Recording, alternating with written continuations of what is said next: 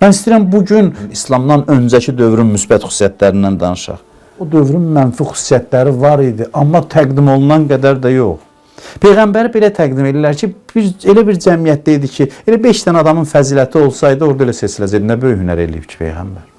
Orada ixtilaflar var idi, bəli var idi. Müharibələr var idi. Bəyəm indi müharibələr yoxdur ki, indi daha qanlıdır. Amma onların arasında əhd bağlanırdı, qoyduqları imzaya başları ilə cavab deyirdilər. Bir cəmiyyətdə əhdə vəfa xüsusiyyəti varsa, bu fəzilətdən xəbər verir, yoxsa yox. Bugün bir çox qərb dövlətlərinin riayət etmədiyi prinsiplərdir. Bugün imzanın nə dəyəri var? Bugün atır, sabahda görürsünüz də, dünya siyasətini izləyirsiniz. Bugün bir cür danışır, razılaşır.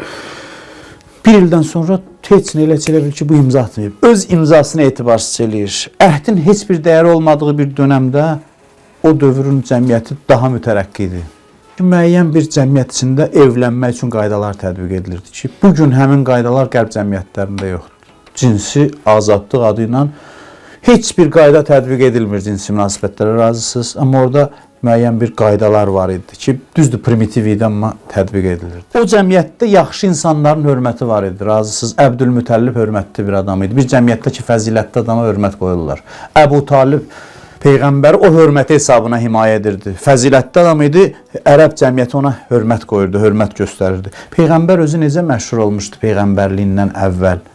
Bilirsiniz də Əmin adı ilə, hamı bunu əzbər bilir.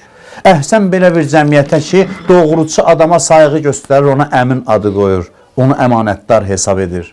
İndi benim doğrucu adama o qədər hörmət edirlər. Bu cəmiyyət dinə bağlı cəmiyyət idi. Düzdür, dinləri təhrif olunmuşdu. Kəbə var idi. Kəbə hörmət sahibi idi. Düzdür, səhv ayinləri var idi. Qurbanı kəsib qanını Kəbəyə sürtürdülər. Məsələn, bütlər qoymuşdular. Amma onlar bütləri yaradan hesab etmirdilər. Onların təkallahlığından qaynaqlanan dinləri var idi ki, sonra təhrif olunmuşdu. Quran da deyir ki, onlardan soruşsun, yaradan kimdir? Ləyəqulunnəllah.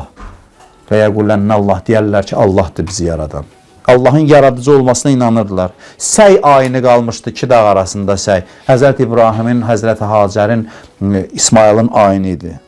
Orada ədəbiyyat inkişaf eləmişdi. Və ədəbiyyatın inkişaf eləməsi bir göstərici deyil bir cəmiyyət. Çünki söz sənətinin inkişaf eləməsi. Bəli, o dövrə cahiliyyət dövrü deyilik. Amma İslamın yüksək mədəniyyəti ilə, mənəviyyatı ilə müqayisədə cahiliyyət dövrü adlana bilər. Və Peyğəmbər fəzilətlərə dəyər verilən bir cəmiyyətdə seçildi.